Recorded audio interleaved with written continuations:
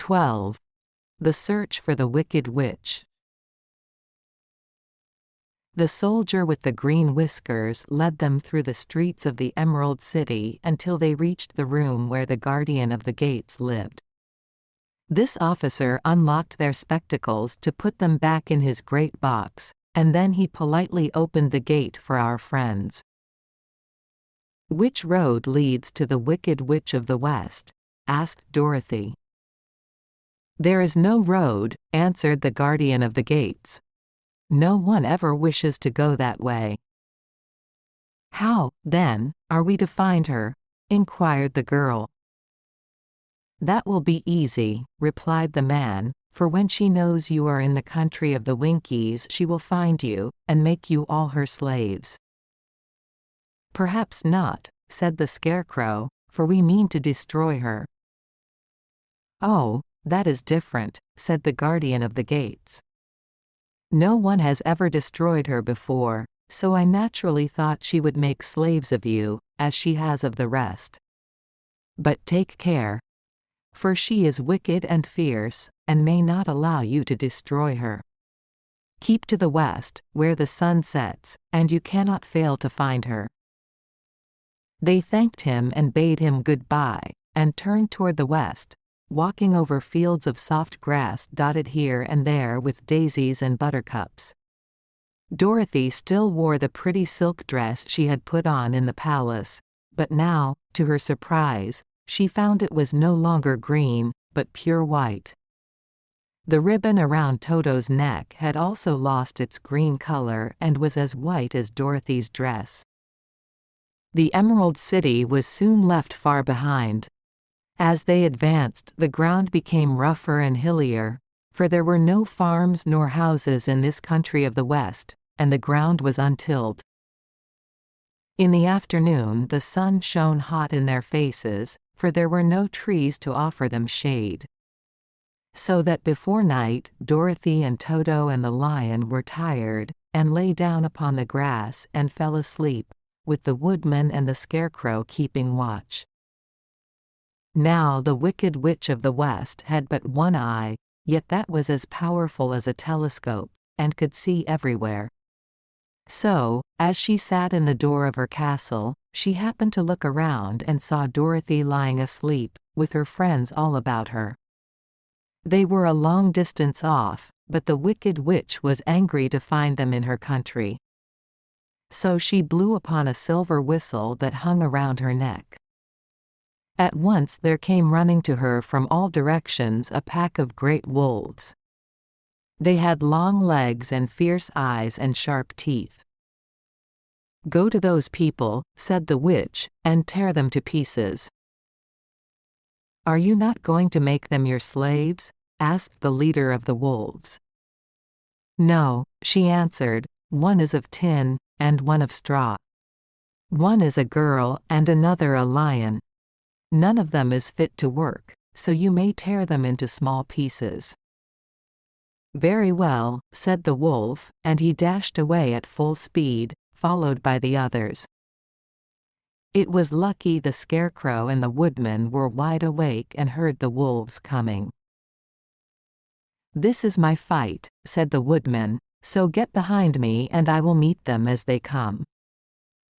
He seized his axe, which he had made very sharp, and as the leader of the wolves came on, the Tin Woodman swung his arm and chopped the wolf's head from its body, so that it immediately died. As soon as he could raise his axe, another wolf came up, and he also fell under the sharp edge of the Tin Woodman's weapon. There were 40 wolves, and 40 times a wolf was killed, so that at last they all lay dead in a heap before the Woodman. Then he put down his axe and sat beside the Scarecrow, who said, "It was a good fight, friend." They waited until Dorothy awoke the next morning. The little girl was quite frightened when she saw the great pile of shaggy wolves, but the Tin Woodman told her all. She thanked him for saving them and sat down to breakfast, after which they started again upon their journey. Now this same morning the wicked witch came to the door of her castle and looked out with her one eye that could see far off. She saw all her wolves lying dead, and the strangers still traveling through her country.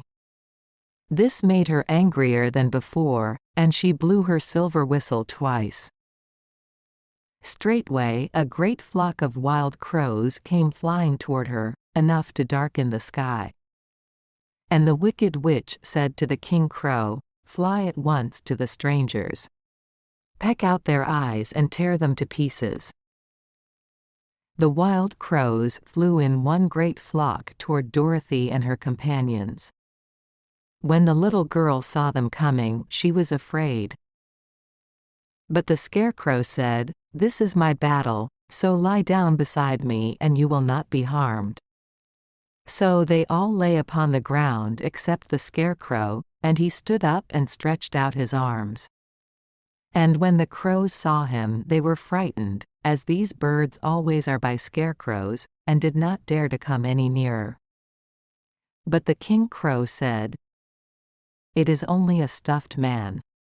I will peck his eyes out." The King Crow flew at the Scarecrow, who caught it by the head and twisted its neck until it died. And then another crow flew at him, and the Scarecrow twisted its neck also. There were 40 crows, and 40 times the Scarecrow twisted a neck, until at last all were lying dead beside him. Then he called to his companions to rise, and again they went upon their journey.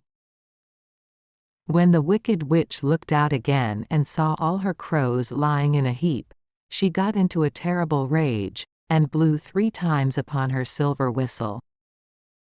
Forthwith there was heard a great buzzing in the air, and a swarm of black bees came flying toward her. "Go to the strangers and sting them to death," commanded the witch, and the bees turned and flew rapidly until they came to where Dorothy and her friends were walking.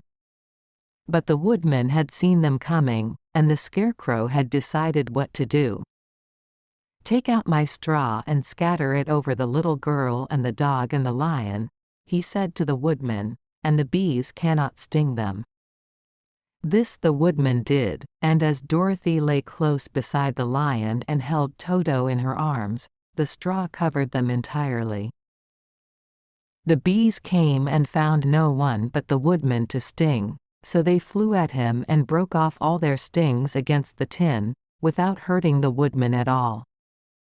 And as bees cannot live when their stings are broken, that was the end of the black bees, and they lay scattered thick about the woodman, like little heaps of fine coal.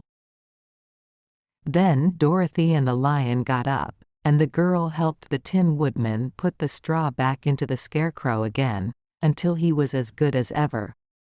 So they started upon their journey once more.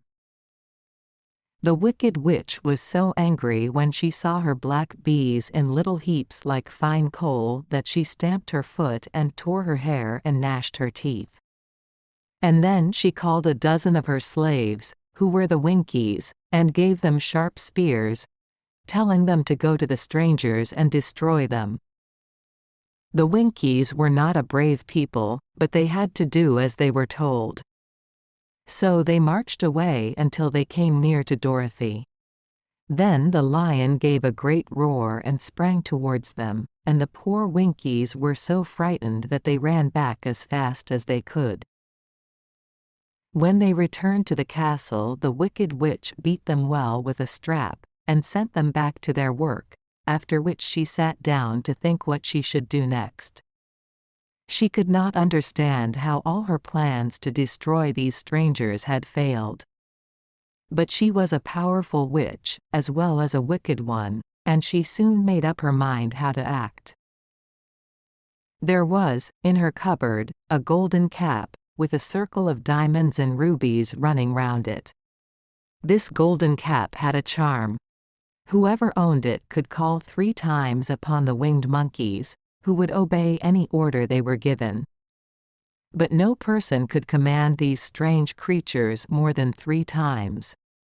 Twice already the wicked witch had used the charm of the cap.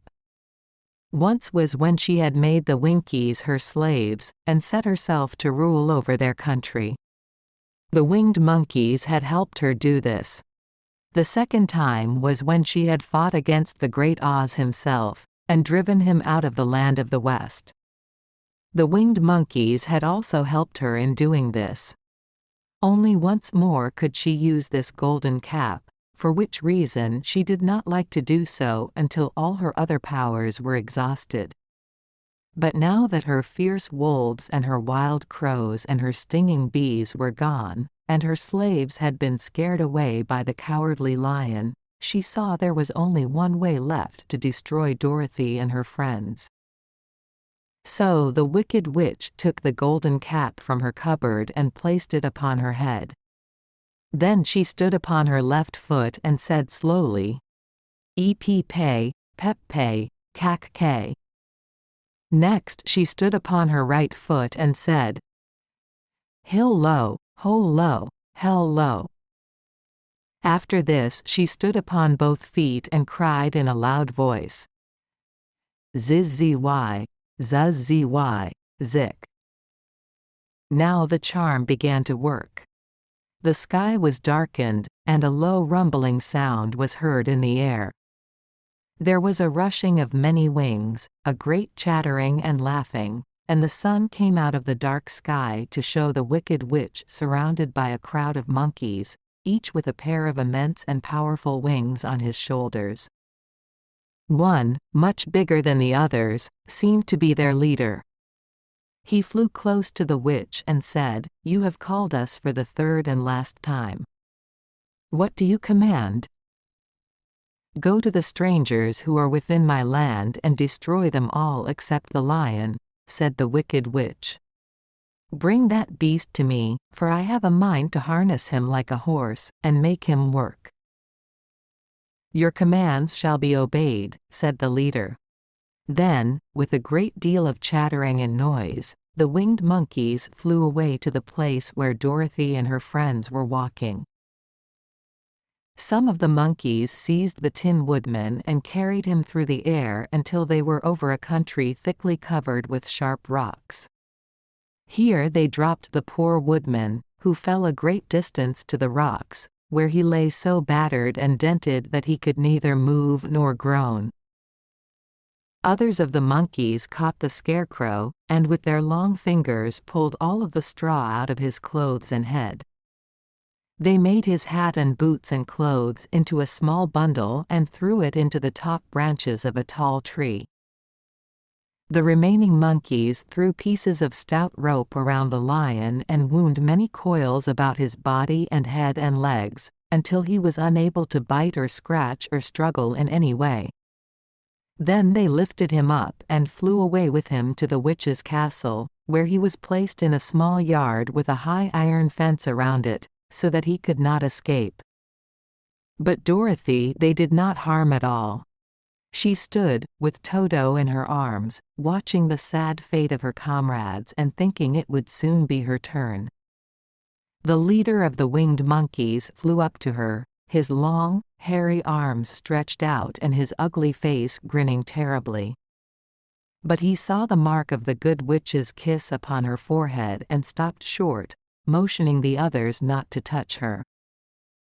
"We dare not harm this little girl," he said to them, "for she is protected by the power of good, and that is greater than the power of evil.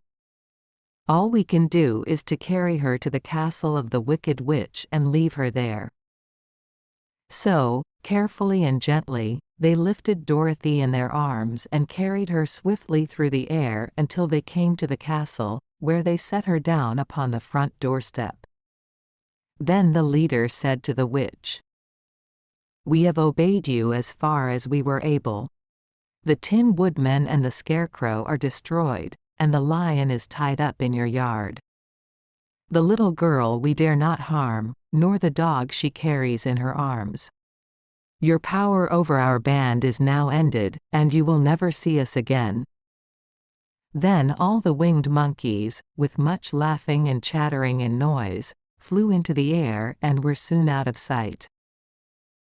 The Wicked Witch was both surprised and worried when she saw the mark on Dorothy's forehead, for she knew well that neither the winged monkeys nor she, herself, dare hurt the girl in any way. She looked down at Dorothy's feet, and seeing the silver shoes, began to tremble with fear, for she knew what a powerful charm belonged to them. At first the witch was tempted to run away from Dorothy. But she happened to look into the child's eyes and saw how simple the soul behind them was, and that the little girl did not know of the wonderful power the silver shoes gave her. So the Wicked Witch laughed to herself, and thought, I can still make her my slave, for she does not know how to use her power. Then she said to Dorothy, harshly and severely, Come with me, and see that you mind everything I tell you, for if you do not I will make an end of you, as I did of the Tin Woodman and the Scarecrow.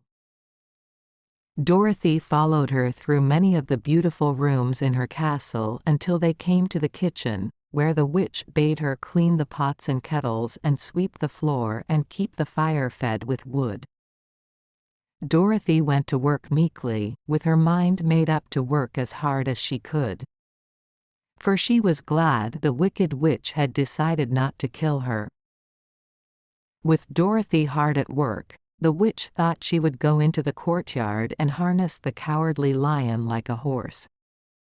It would amuse her, she was sure, to make him draw her chariot whenever she wished to go to drive.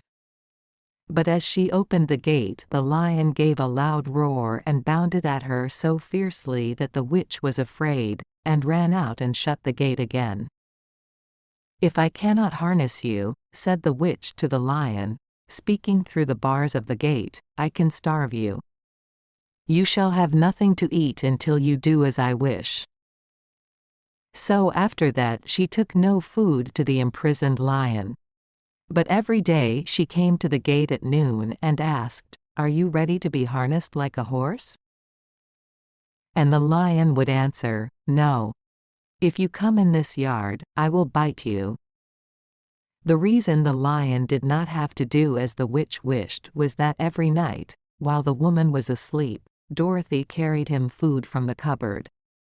After he had eaten, he would lie down on his bed of straw, and Dorothy would lie beside him and put her head on his soft, shaggy mane, while they talked of their troubles and tried to plan some way to escape. But they could find no way to get out of the castle, for it was constantly guarded by the yellow Winkies, who were the slaves of the Wicked Witch and too afraid of her not to do as she told them. The girl had to work hard during the day, and often the witch threatened to beat her with the same old umbrella she always carried in her hand. But, in truth, she did not dare to strike Dorothy, because of the mark upon her forehead. The child did not know this, and was full of fear for herself and Toto. Once the witch struck Toto a blow with her umbrella and the brave little dog flew at her and bit her leg in return. The witch did not bleed where she was bitten, for she was so wicked that the blood in her had dried up many years before. Dorothy's life became very sad as she grew to understand that it would be harder than ever to get back to Kansas and Aunt Em again. Sometimes she would cry bitterly for hours, with Toto sitting at her feet and looking into her face, whining dismally to show how sorry he was for his little mistress. Toto did not really care whether he was in Kansas or the Land of Oz so long as Dorothy was with him. But he knew the little girl was unhappy, and that made him unhappy too. Now the Wicked Witch had a great longing to have for her own the silver shoes which the girl always wore. Her bees and her crows and her wolves were lying in heaps and drying up, and she had used up all the power of the golden cap. But if she could only get hold of the silver shoes, they would give her more power than all the other things she had lost. She watched Dorothy carefully, to see if she ever took off her shoes, thinking she might steal them. But the child was so proud of her pretty shoes that she never took them off except at night and when she took her bath. The witch was too much afraid of the dark to dare go in Dorothy's room at night to take the shoes, and her dread of water was greater than her fear of the dark, so she never came near when Dorothy was bathing. Indeed, the old witch never touched water, nor ever let water touch her in any way. But the wicked creature was very cunning, and she finally thought of a trick that would give her what she wanted. She placed a bar of iron in the middle of the kitchen floor, and then by her magic arts made the iron invisible to human eyes. So that when Dorothy walked across the floor she stumbled over the bar, not being able to see it, and fell at full length. She was not much hurt, but in her fall one of the silver shoes came off. And before she could reach it, the witch had snatched it away and put it on her own skinny foot. The wicked woman was greatly pleased with the success of her trick, for as long as she had one of the shoes she owned half the power of their charm, and Dorothy could not use it against her, even had she known how to do so. The little girl, seeing she had lost one of her pretty shoes, grew angry, and said to the witch, "Give me back my shoe." "I will not," retorted the witch, "for it is now my shoe, and not yours." "You are a wicked creature," cried Dorothy. "You have no right to take my shoe from me." "I shall keep it, just the same," said the witch, laughing at her, "and someday I shall get the other one from you, too." This made Dorothy so very angry that she picked up the bucket of water that stood near and dashed it over the witch, wetting her from head to foot. Instantly the wicked woman gave a loud cry of fear, and then, as Dorothy looked at her in wonder, the witch began to shrink and fall away. "See what you have done," she screamed. "In a minute I shall melt away." "I'm very sorry, indeed," said Dorothy, who was truly frightened to see the witch actually melting away like brown sugar before her very eyes. "Didn't you know water would be the end of me?" asked the witch, in a wailing, despairing voice. "Of course not," answered Dorothy. "How should I?" "Well, in a few minutes I shall be all melted, and you will have the castle to yourself. I have been wicked in my day, but I never thought a little girl like you would ever be able to melt me and end my wicked deeds. Look out, here I go." With these words the witch fell down in a brown, melted, shapeless mass and began to spread over the clean boards of the kitchen floor. Seeing that she had really melted away to nothing, Dorothy drew another bucket of water and threw it over the mess. She then swept it all out the door. After picking out the silver shoe, which was all that was left of the old woman, she cleaned and dried it with a cloth, and put it on her foot again. Then, being at last free to do as she chose, she ran out to the courtyard to tell the lion that the Wicked Witch of the West had come to an end, and that they were no longer prisoners in a strange land. 13. The Rescue. The Cowardly Lion was much pleased to hear that the Wicked Witch had been melted by a bucket of water, and Dorothy at once unlocked the gate of his prison and set him free. They went in together to the castle, where Dorothy's first act was to call all the Winkies together and tell them that they were no longer slaves. There was great rejoicing among the yellow Winkies, for they had been made to work hard during many years for the Wicked Witch, who had always treated them with great cruelty. They kept this day as a holiday, then and ever after, and spent the time in feasting and dancing. "If our friends, the Scarecrow and the Tin Woodman, were only with us," said the lion, "I should be quite happy." "Don't you suppose we could rescue them?" asked the girl anxiously. "We can try," answered the lion. So they called the yellow Winkies and asked them if they would help to rescue their friends, and the Winkies said that they would be delighted to do all in their power for Dorothy, who had set them free from bondage. So she chose a number of the Winkies who looked as if they knew the most, and they all started away. They traveled that day and part of the next until they came to the rocky plain where the Tin Woodman lay, all battered and bent. His axe was near him, but the blade was rusted and the handle broken off short.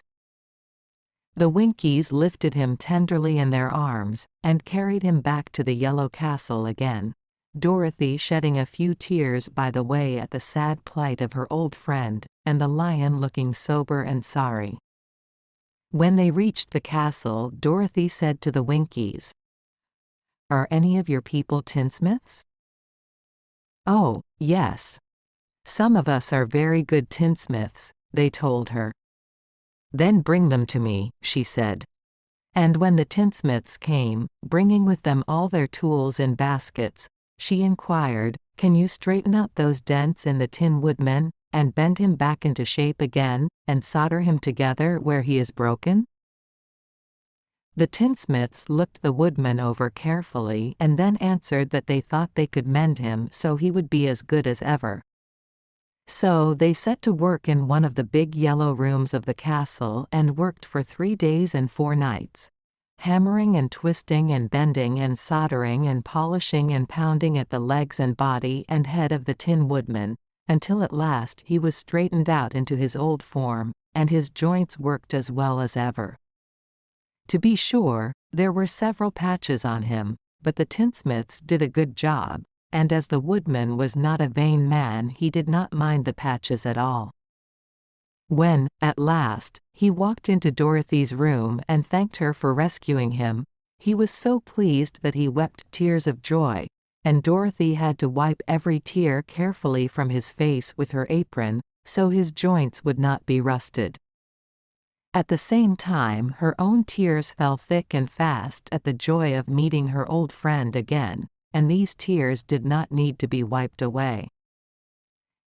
As for the lion, he wiped his eyes so often with the tip of his tail that it became quite wet, and he was obliged to go out into the courtyard and hold it in the sun till it dried. "If we only had the Scarecrow with us again," said the Tin Woodman, when Dorothy had finished telling him everything that had happened, "I should be quite happy." "We must try to find him," said the girl. So she called the Winkies to help her, and they walked all that day and part of the next until they came to the tall tree in the branches of which the winged monkeys had tossed the Scarecrow's clothes. It was a very tall tree, and the trunk was so smooth that no one could climb it. But the woodman said at once, "I'll chop it down, and then we can get the Scarecrow's clothes." Now while the tinsmiths had been at work mending the woodman himself, another of the Winkies, who was a goldsmith, had made an axe handle of solid gold and fitted it to the woodman's axe, instead of the old broken handle. Others polished the blade until all the rust was removed and it glistened like burnished silver. As soon as he had spoken, the Tin Woodman began to chop, and in a short time the tree fell over with a crash, whereupon the Scarecrow's clothes fell out of the branches and rolled off on the ground. Dorothy picked them up and had the Winkies carry them back to the castle, where they were stuffed with nice, clean straw. And behold! Here was the Scarecrow, as good as ever, thanking them over and over again for saving him.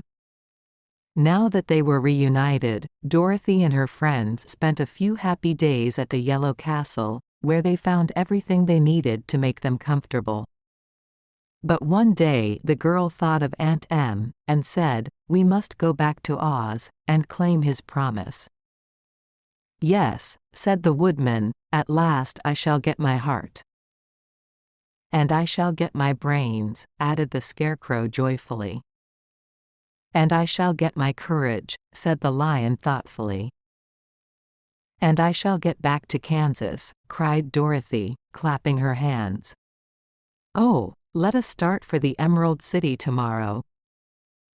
This they decided to do. The next day they called the Winkies together and bade them goodbye. The Winkies were sorry to have them go, and they had grown so fond of the Tin Woodman that they begged him to stay and rule over them and the yellow land of the West. Finding they were determined to go, the Winkies gave Toto and the lion each a golden collar. And to Dorothy they presented a beautiful bracelet studded with diamonds. And to the Scarecrow they gave a gold-headed walking stick, to keep him from stumbling. And to the Tin Woodman they offered a silver oil can, inlaid with gold and set with precious jewels. Every one of the travelers made the Winkies a pretty speech in return, and all shook hands with them until their arms ached. Dorothy went to the witch's cupboard to fill her basket with food for the journey, and there she saw the golden cap. She tried it on her own head and found that it fitted her exactly. She did not know anything about the charm of the golden cap, but she saw that it was pretty, so she made up her mind to wear it and carry her sunbonnet in the basket. Then, being prepared for the journey, they all started for the Emerald City. And the Winkies gave them 3 cheers and many good wishes to carry with them. 14. The Winged Monkeys. You will remember there was no road, not even a pathway, between the castle of the Wicked Witch and the Emerald City. When the 4 travelers went in search of the witch, she had seen them coming, and so sent the winged monkeys to bring them to her. It was much harder to find their way back through the big fields of buttercups and yellow daisies than it was being carried. They knew, of course, they must go straight east, toward the rising sun, and they started off in the right way. But at noon, when the sun was over their heads, they did not know which was east and which was west, and that was the reason they were lost in the great fields. They kept on walking, however, and at night the moon came out and shone brightly. So they lay down among the sweet-smelling yellow flowers and slept soundly until morning, all but the Scarecrow and the Tin Woodman. The next morning the sun was behind a cloud, but they started on, as if they were quite sure which way they were going. "If we walk far enough," said Dorothy, "I am sure we shall sometime come to some place." But day by day passed away, and they still saw nothing before them but the scarlet fields. The Scarecrow began to grumble a bit. "We have surely lost our way," he said, "and unless we find it again in time to reach the Emerald City, I shall never get my brains." "Nor I my heart," declared the Tin Woodman. "It seems to me I can scarcely wait till I get to Oz, and you must admit this is a very long journey." "You see," said the Cowardly Lion, with a whimper, "I haven't the courage to keep tramping forever, without getting anywhere at all." Then Dorothy lost heart. She sat down on the grass and looked at her companions, and they sat down and looked at her, and Toto found that for the first time in his life he was too tired to chase a butterfly that flew past his head. So he put out his tongue and panted and looked at Dorothy as if to ask what they should do next. "Suppose we call the field mice," she suggested. "They could probably tell us the way to the Emerald City." "To be sure they could," cried the Scarecrow. "Why didn't we think of that before?" Dorothy blew the little whistle she had always carried about her neck since the Queen of the Mice had given it to her. In a few minutes they heard the pattering of tiny feet, and many of the small gray mice came running up to her. Among them was the Queen herself, who asked, in her squeaky little voice, "What can I do for my friends?" "We have lost our way," said Dorothy. "Can you tell us where the Emerald City is?" "Certainly," answered the Queen. "But it is a great way off, for you have had it at your backs all this time." Then she noticed Dorothy's golden cap, and said, "Why don't you use the charm of the cap, and call the winged monkeys to you? They will carry you to the City of Oz in less than an hour." I didn't know there was a charm, answered Dorothy, in surprise. What is it? It is written inside the golden cap, replied the Queen of the Mice. But if you are going to call the winged monkeys, we must run away, for they are full of mischief and think it great fun to plague us. Won't they hurt me? Asked the girl anxiously. Oh, no. They must obey the wearer of the cap. Goodbye. And she scampered out of sight, with all the mice hurrying after her. Dorothy looked inside the golden cap and saw some words written upon the lining. These, she thought, must be the charm, so she read the directions carefully and put the cap upon her head. Ep pay, pep pay, cac k, she said, standing on her left foot. What did you say? Asked the Scarecrow, who did not know what she was doing. Hill low, hole low, hell low. Dorothy went on, standing this time on her right foot. Hello, replied the Tin Woodman calmly. Ziz zy, zuz zy, zik, said Dorothy, who was now standing on both feet. This ended the saying of the charm, and they heard a great chattering and flapping of wings, as the band of winged monkeys flew up to them. The king bowed low before Dorothy, and asked, What is your command? We wish to go to the Emerald City, said the child, and we have lost our way. We will carry you, replied the king, and no sooner had he spoken than two of the monkeys caught Dorothy in their arms and flew away with her.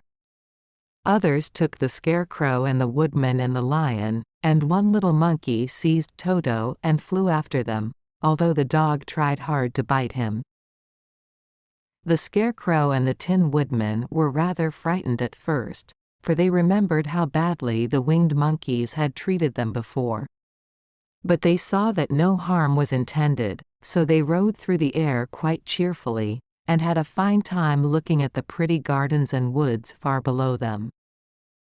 Dorothy found herself riding easily between two of the biggest monkeys, one of them the king himself.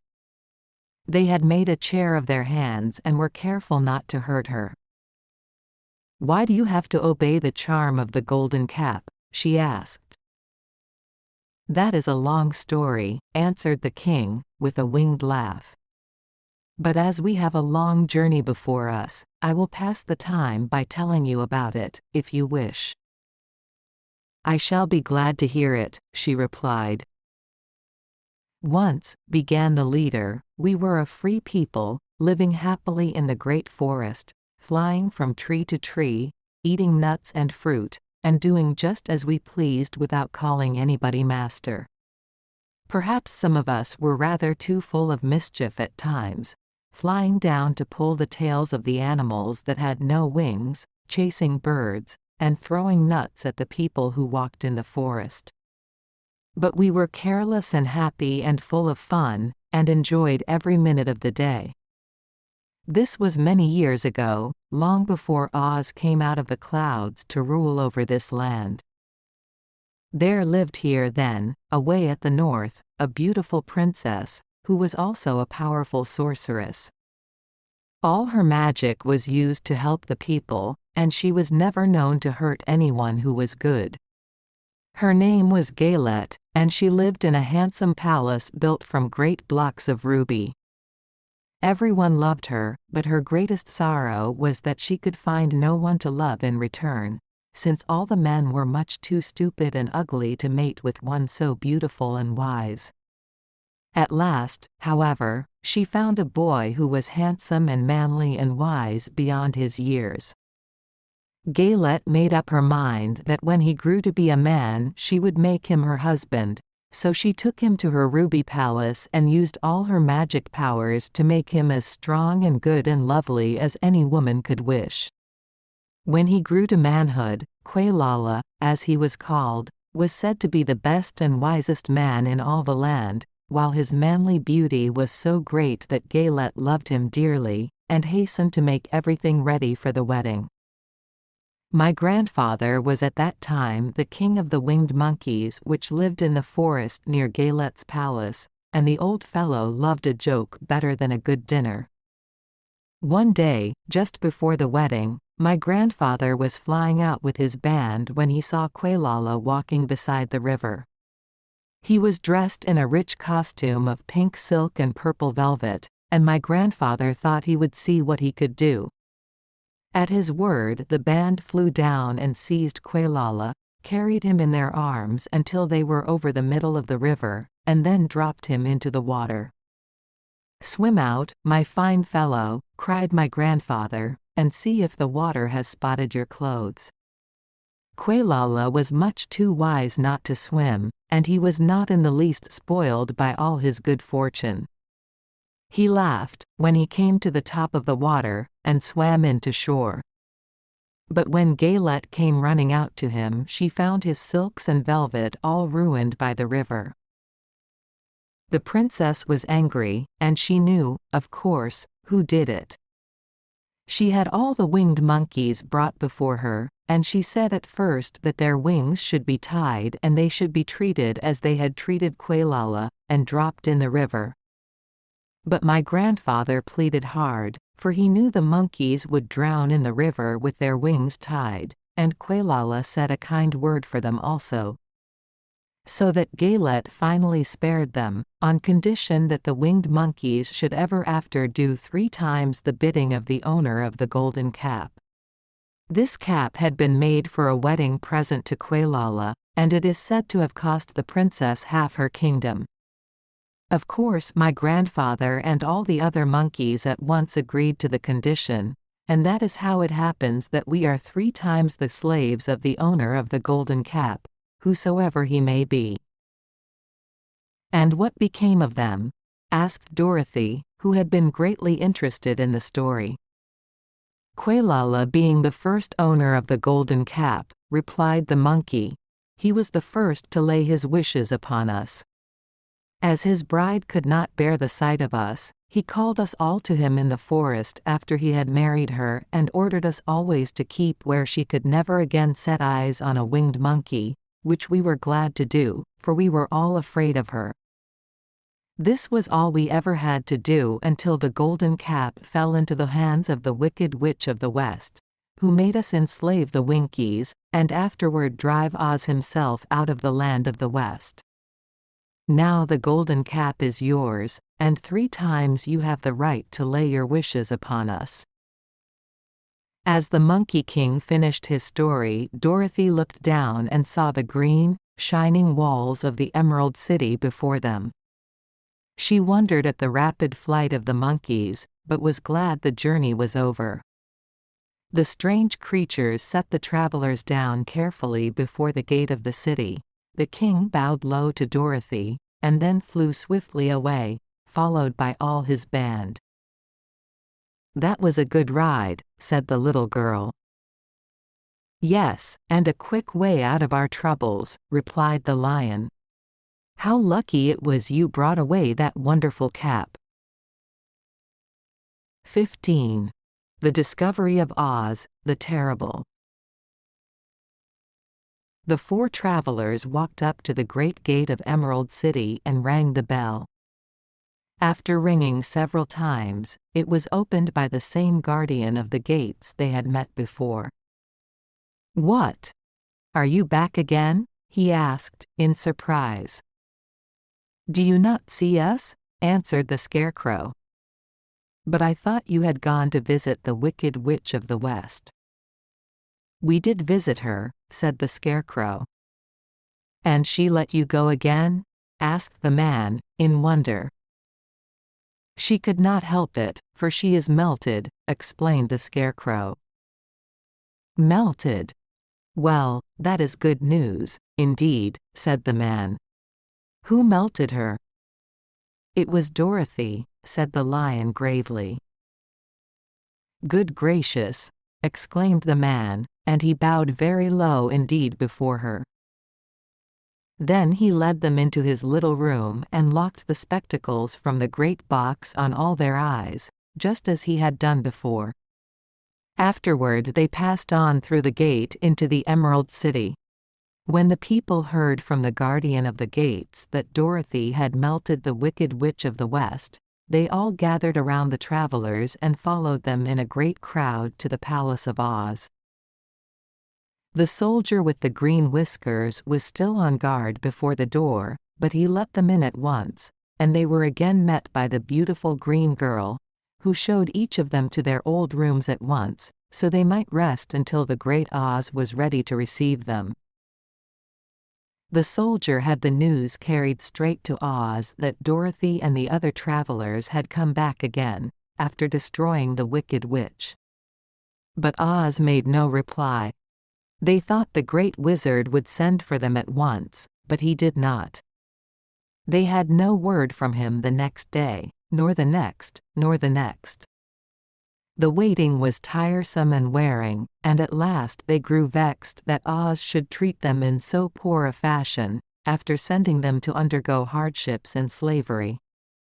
So the Scarecrow at last asked the green girl to take another message to Oz, saying if he did not let them in to see him at once they would call the winged monkeys to help them, and find out whether he kept his promises or not.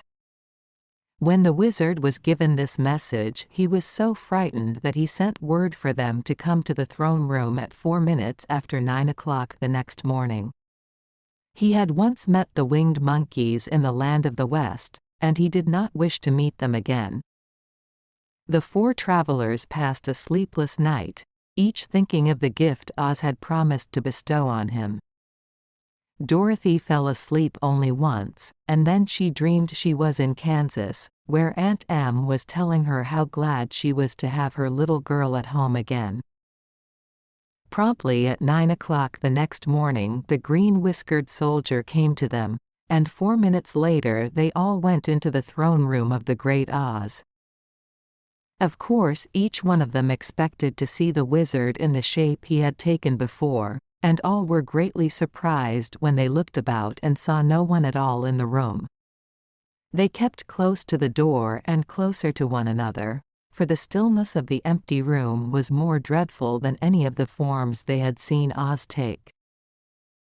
Presently they heard a solemn voice, that seemed to come from somewhere near the top of the great dome, and it said, "I am Oz, the great and terrible. Why do you seek me?" They looked again in every part of the room, and then, seeing no one, Dorothy asked, "Where are you?" "I am everywhere," answered the voice, "but to the eyes of common mortals I am invisible. I will now seat myself upon my throne, that you may converse with me."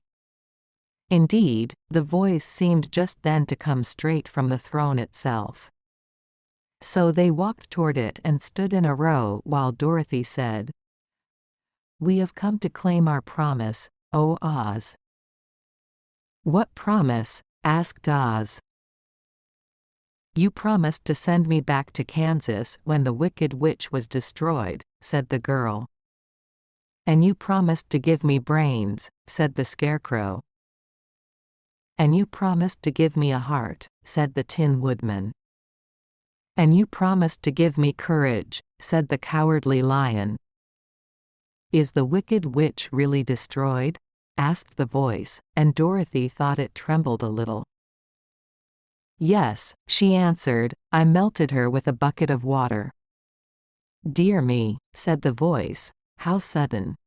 Well, come to me tomorrow, for I must have time to think it over." "You've had plenty of time already," said the Tin Woodman angrily. "We shan't wait a day longer," said the Scarecrow. "You must keep your promises to us," exclaimed Dorothy. The lion thought it might be as well to frighten the wizard, so he gave a large, loud roar, which was so fierce and dreadful that Toto jumped away from him in alarm and tipped over the screen that stood in a corner. As it fell with a crash they looked that way, and the next moment all of them were filled with wonder. For they saw, standing in just the spot the screen had hidden, a little old man, with a bald head and a wrinkled face, who seemed to be as much surprised as they were. The Tin Woodman, raising his axe, rushed toward the little man and cried out, "Who are you?" "I am Oz, the Great and Terrible," said the little man, in a trembling voice. "But don't strike me, please don't, and I'll do anything you want me to." Our friends looked at him in surprise and dismay. "I thought Oz was a great head," said Dorothy. "And I thought Oz was a lovely lady," said the Scarecrow. "And I thought Oz was a terrible beast," said the Tin Woodman. "And I thought Oz was a ball of fire," exclaimed the Lion. "No, you are all wrong," said the little man meekly. "I have been making believe." "Making believe?" cried Dorothy. "Are you not a great wizard?" "Hush, my dear," he said. "Don't speak so loud, or you will be overheard, and I should be ruined. I'm supposed to be a great wizard." "And aren't you?" she asked. "Not a bit of it, my dear. I'm just a common man." "You're more than that," said the Scarecrow, in a grieved tone. "You're a humbug." "Exactly so," declared the little man, rubbing his hands together as if it pleased him. "I am a humbug." "But this is terrible," said the Tin Woodman. "How shall I ever get my heart?" "Or I my courage?" asked the Lion. "Or I my brains?" wailed the Scarecrow, wiping the tears from his eyes with his coat sleeve. "My dear friends," said Oz, "I pray you not to speak of these little things. Think of me, and the terrible trouble I'm in at being found out." "Doesn't anyone else know you're a humbug?" asked Dorothy. "No one knows it but you four, and myself," replied Oz. "I have fooled everyone so long that I thought I should never be found out. It was a great mistake my ever letting you into the throne room. Usually I will not see even my subjects, and so they believe I am something terrible." "But, I don't understand," said Dorothy, in bewilderment. "How was it that you appeared to me as a great head?" "That was one of my tricks," answered Oz. "Step this way, please, and I will tell you all about it." He led the way to a small chamber in the rear of the throne room, and they all followed him. He pointed to one corner, in which lay the great head, made out of many thicknesses of paper, and with a carefully painted face. "This I hung from the ceiling by a wire," said Oz. "I stood behind the screen and pulled a thread, to make the eyes move and the mouth open." "But how about the voice?" she inquired. "Oh, I am a ventriloquist," said the little man. "I can throw the sound of my voice wherever I wish, so that you thought it was coming out of the head. Here are the other things I used to deceive you." He showed the Scarecrow the dress and the mask he had worn when he seemed to be the lovely lady. And the Tin Woodman saw that his terrible beast was nothing but a lot of skins, sewn together, with slats to keep their sides out. As for the ball of fire, the false wizard had hung that also from the ceiling. It was really a ball of cotton, but when oil was poured upon it the ball burned fiercely. "Really," said the Scarecrow, "you ought to be ashamed of yourself for being such a humbug." I certainly am," answered the little man sorrowfully. "But it was the only thing I could do. Sit down, please, there are plenty of chairs. And I will tell you my story." So they sat down and listened while he told the following tale. "I was born in Omaha." "Why, that isn't very far from Kansas," cried Dorothy. "No, but it's farther from here," he said, shaking his head at her sadly. "When I grew up I became a ventriloquist, and at that I was very well trained by a great master. I can imitate any kind of a bird or beast. Here he mewed so like a kitten that Toto pricked up his ears and looked everywhere to see where she was. After a time, continued Oz, I tired of that, and became a balloonist. What is that? Asked Dorothy. A man who goes up in a balloon on circus day, so as to draw a crowd of people together and get them to pay to see the circus, he explained. Oh, she said, I know. Well, one day I went up in a balloon and the ropes got twisted, so that I couldn't come down again. It went way up above the clouds, so far that a current of air struck it and carried it many, many miles away. For a day and a night I traveled through the air, and on the morning of the second day I awoke and found the balloon floating over a strange and beautiful country. It came down gradually, and I was not hurt a bit.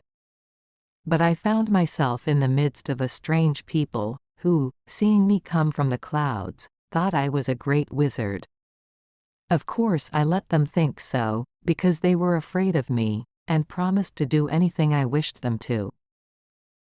Just to amuse myself, and keep the good people busy, I ordered them to build this city, and my palace. And they did it all willingly and well. Then I thought, as the country was so green and beautiful, I would call it the Emerald City, and to make the name fit better I put green spectacles on all the people, so that everything they saw was green. But isn't everything here green? Asked Dorothy. No more than in any other city, replied Oz. But when you wear green spectacles, why of course everything you see looks green to you. The Emerald City was built a great many years ago, for I was a young man when the balloon brought me here, and I am a very old man now. But my people have worn green glasses on their eyes so long that most of them think it really is an Emerald City, and it certainly is a beautiful place, abounding in jewels and precious metals, and every good thing that is needed to make one happy. I have been good to the people, and they like me. But ever since this palace was built, I have shut myself up and would not see any of them. One of my greatest fears was the witches, for while I had no magical powers at all, I soon found out that the witches were really able to do wonderful things. There were 4 of them in this country, and they ruled the people who live in the north and south and east and west. Fortunately, the witches of the north and south were good, and I knew they would do me no harm.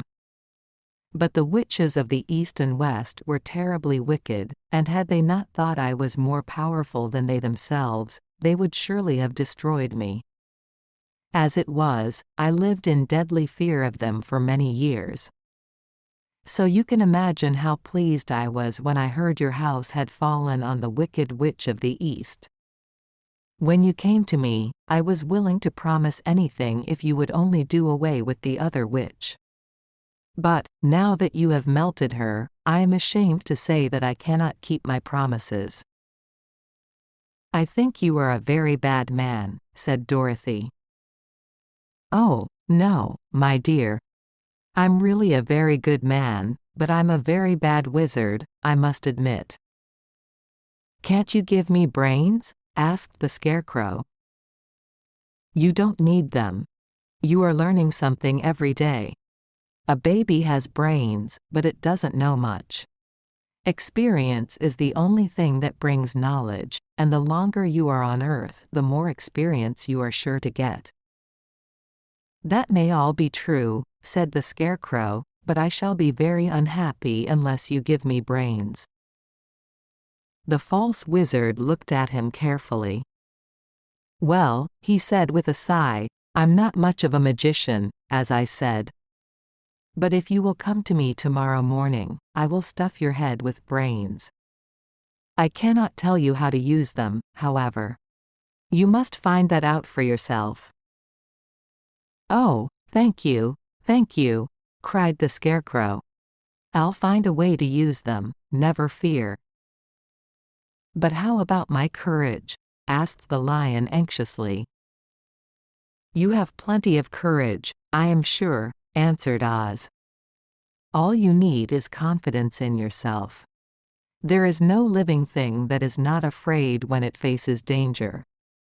The true courage is in facing danger when you are afraid, and that kind of courage you have in plenty. Perhaps I have, but I'm scared just the same, said the lion.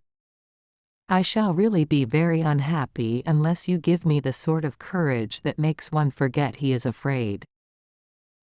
Very well, I will give you that sort of courage tomorrow, replied Oz. How about my heart? Asked the Tin Woodman.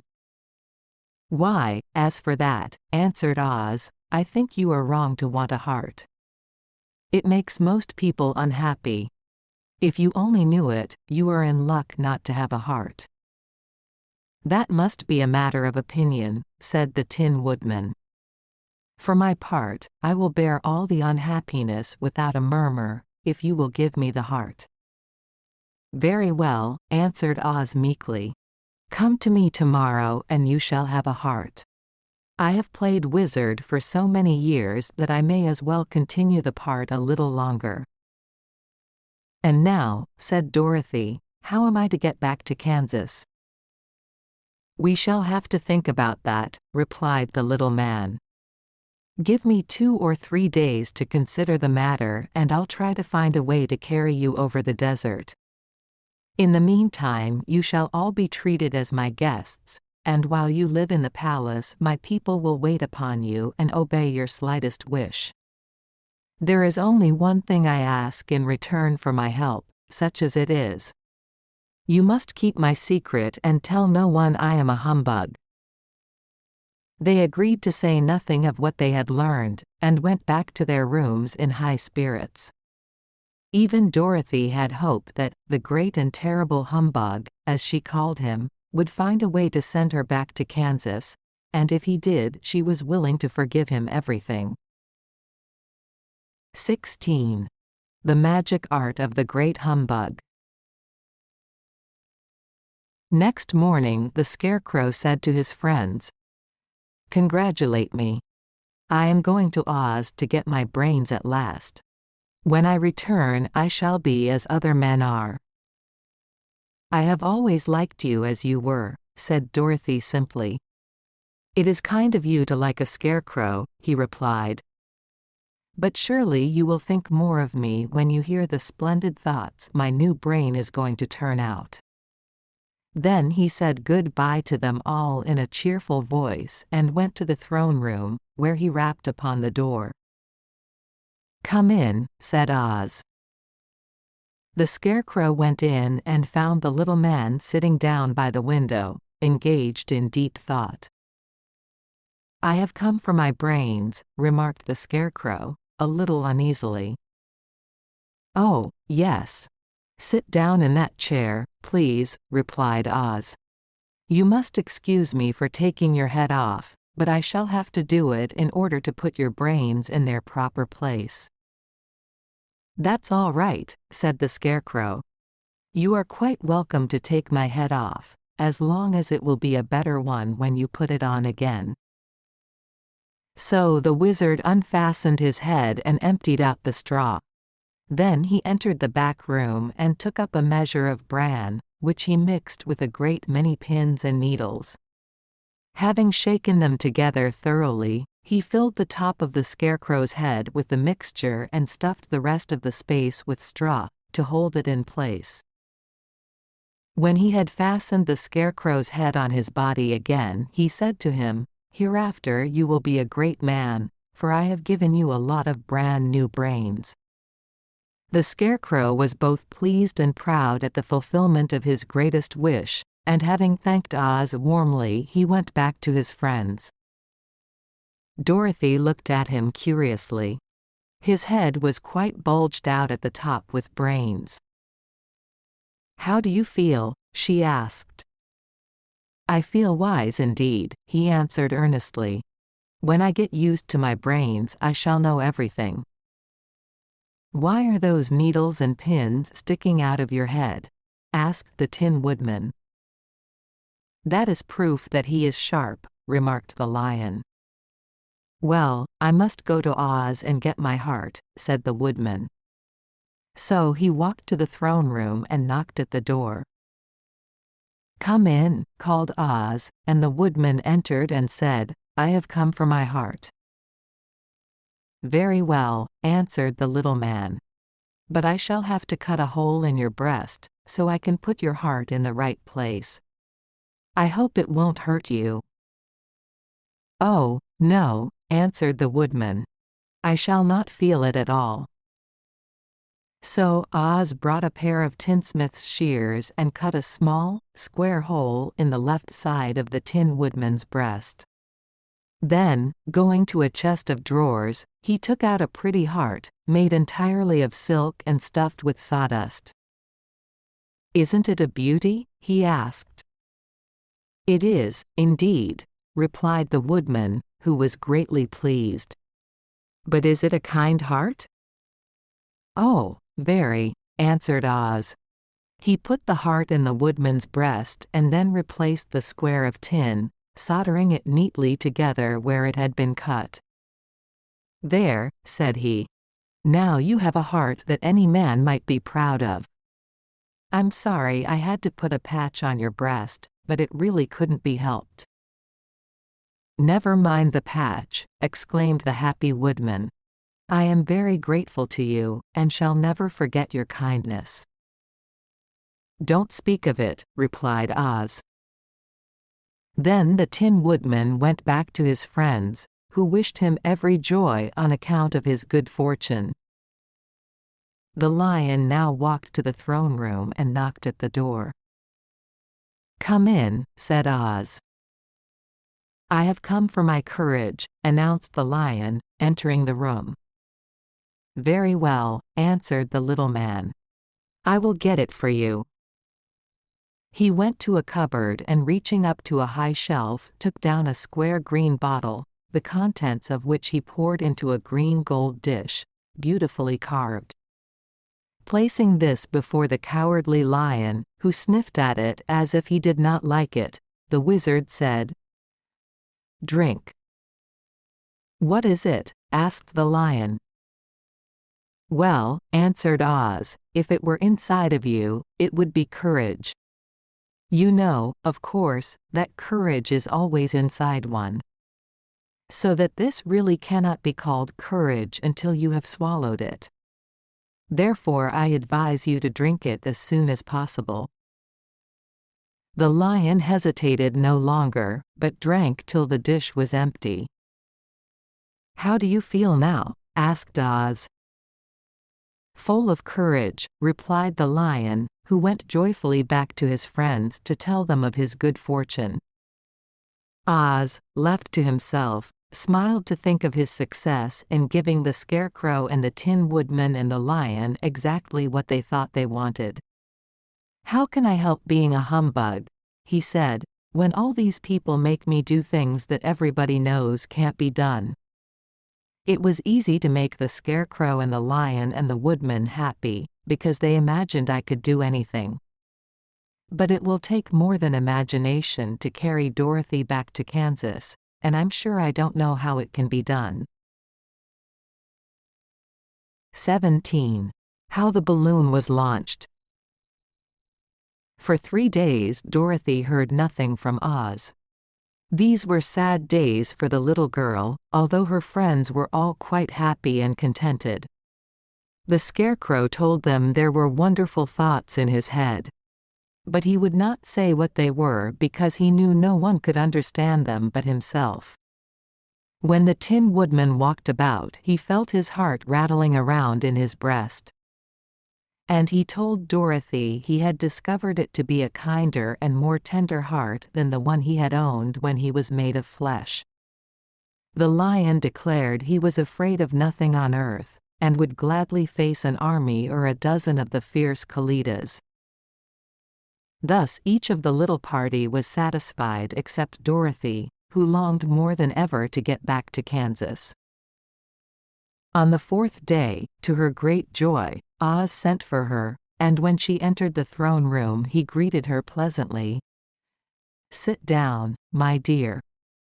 I think I have found the way to get you out of this country." "And back to Kansas?" she asked eagerly. "Well, I'm not sure about Kansas," said Oz, "for I haven't the faintest notion which way it lies. But the first thing to do is to cross the desert, and then it should be easy to find your way home." "How can I cross the desert?" she inquired. "Well, I'll tell you what I think," said the little man. "You see, when I came to this country it was in a balloon. You also came through the air, being carried by a cyclone. So I believe the best way to get across the desert will be through the air. Now, it is quite beyond my powers to make a cyclone. But I've been thinking the matter over, and I believe I can make a balloon." "How?" asked Dorothy. "A balloon," said Oz, "is made of silk, which is coated with glue to keep the gas in it. I have plenty of silk in the palace, so it will be no trouble to make the balloon. But in all this country there is no gas to fill the balloon with, to make it float." "If it won't float," remarked Dorothy, "it will be of no use to us." "True," answered Oz. "But there is another way to make it float, which is to fill it with hot air. Hot air isn't as good as gas, for if the air should get cold the balloon would come down in the desert, and we should be lost." "We!" exclaimed the girl. "Are you going with me?" "Yes, of course," replied Oz. "I am tired of being such a humbug. If I should go out of this palace my people would soon discover I am not a wizard, and then they would be vexed with me for having deceived them. So I have to stay shut up in these rooms all day, and it gets tiresome. I'd much rather go back to Kansas with you and be in a circus again." "I shall be glad to have your company," said Dorothy. "Thank you," he answered. "Now, if you will help me sew the silk together, we will begin to work on our balloon." So Dorothy took a needle and thread, and as fast as Oz cut the strips of silk into proper shape the girl sewed them neatly together. First there was a strip of light green silk, then a strip of dark green, and then a strip of emerald green. For Oz had a fancy to make the balloon in different shades of the color about them. It took 3 days to sew all the strips together, but when it was finished they had a big bag of green silk more than 20 feet long. Then Oz painted it on the inside with a coat of thin glue, to make it airtight, after which he announced that the balloon was ready. "But we must have a basket to ride in," he said. So he sent the soldier with the green whiskers for a big clothes basket, which he fastened with many ropes to the bottom of the balloon. When it was all ready, Oz sent word to his people that he was going to make a visit to a great brother wizard who lived in the clouds. The news spread rapidly throughout the city and everyone came to see the wonderful sight. Oz ordered the balloon carried out in front of the palace, and the people gazed upon it with much curiosity.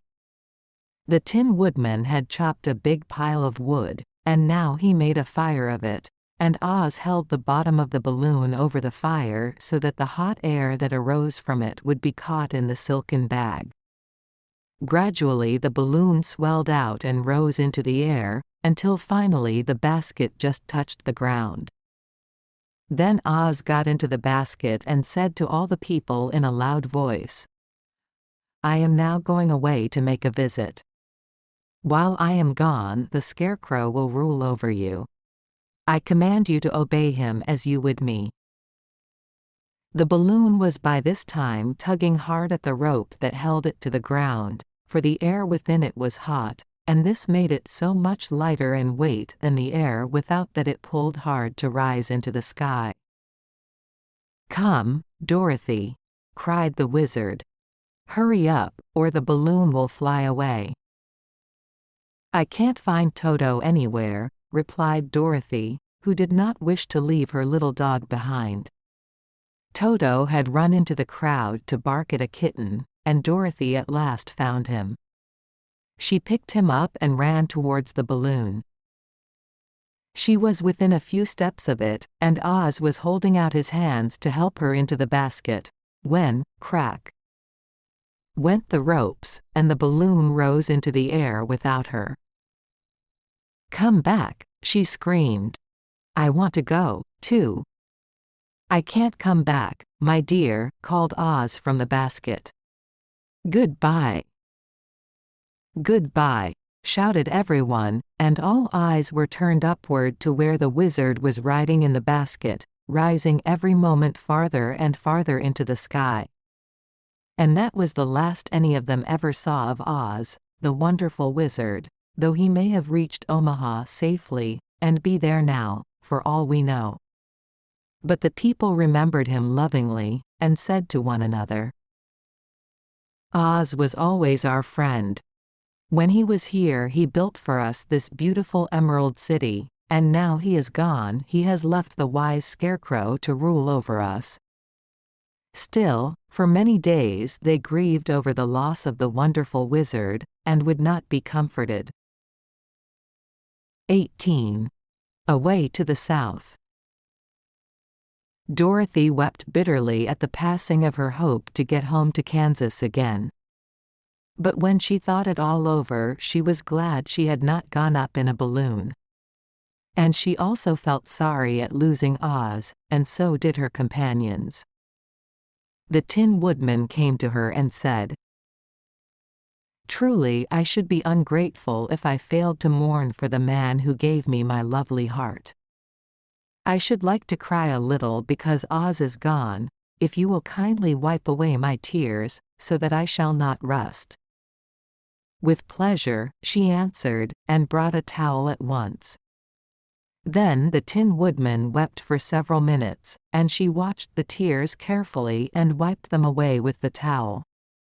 When he had finished, he thanked her kindly and oiled himself thoroughly with his jeweled oil can, to guard against mishap. The Scarecrow was now the ruler of the Emerald City, and although he was not a wizard, the people were proud of him. For, they said, there is not another city in all the world that is ruled by a stuffed man. And, so far as they knew, they were quite right. The morning after the balloon had gone up with Oz, the four travelers met in the throne room and talked matters over. The Scarecrow sat in the big throne and the others stood respectfully before him. "We are not so unlucky," said the new ruler, "for this palace and the Emerald City belong to us, and we can do just as we please. When I remember that a short time ago I was up on a pole in a farmer's cornfield, and that now I am the ruler of this beautiful city, I am quite satisfied with my lot. I also," said the Tin Woodman, "am well pleased with my new heart. And, really, that was the only thing I wished in all the world. For my part, I am content in knowing I am as brave as any beast that ever lived, if not braver," said the Lion modestly. "If Dorothy would only be contented to live in the Emerald City," continued the Scarecrow, "we might all be happy together." "But I don't want to live here," cried Dorothy. "I want to go to Kansas, and live with Aunt Em and Uncle Henry." "Well, then, what can be done?" inquired the Woodman. The Scarecrow decided to think, and he thought so hard that the pins and needles began to stick out of his brains. Finally he said, "Why not call the winged monkeys, and ask them to carry you over the desert?" "I never thought of that," said Dorothy joyfully. "It's just the thing. I'll go at once for the golden cap." When she brought it into the throne room she spoke the magic words, and soon the band of winged monkeys flew in through the open window and stood beside her. "This is the second time you have called us," said the Monkey King, bowing before the little girl. "What do you wish?" "I want you to fly with me to Kansas," said Dorothy. But the Monkey King shook his head. "That cannot be done," he said. "We belong to this country alone, and cannot leave it. There has never been a winged monkey in Kansas yet, and I suppose there never will be, for they don't belong there. We shall be glad to serve you in any way in our power, but we cannot cross the desert. Goodbye." And with another bow, the Monkey King spread his wings and flew away through the window, followed by all his band. Dorothy was ready to cry with disappointment. "I have wasted the charm of the golden cap to no purpose," she said, "for the winged monkeys cannot help me." "It is certainly too bad," said the tender-hearted woodman. The Scarecrow was thinking again, and his head bulged out so horribly that Dorothy feared it would burst. "Let us call in the soldier with the green whiskers," he said, "and ask his advice." So the soldier was summoned and entered the throne room timidly, for while Oz was alive he never was allowed to come farther than the door. "This little girl," said the Scarecrow to the soldier, "wishes to cross the desert. How can she do so?" "I cannot tell," answered the soldier, "for nobody has ever crossed the desert, unless it is Oz himself." "Is there no one who can help me?" asked Dorothy earnestly. "Glinda might," he suggested. "Who is Glinda?" inquired the Scarecrow. "The Witch of the South. She is the most powerful of all the witches, and rules over the Quadlings. Besides, her castle stands on the edge of the desert, so she may know a way to cross it." "Glinda is a good witch, isn't she?" asked the child. "The Quadlings think she is good," said the soldier, "and she is kind to everyone. I have heard that Glinda is a beautiful woman, who knows how to keep young in spite of the many years she has lived." "How can I get to her castle?" asked Dorothy.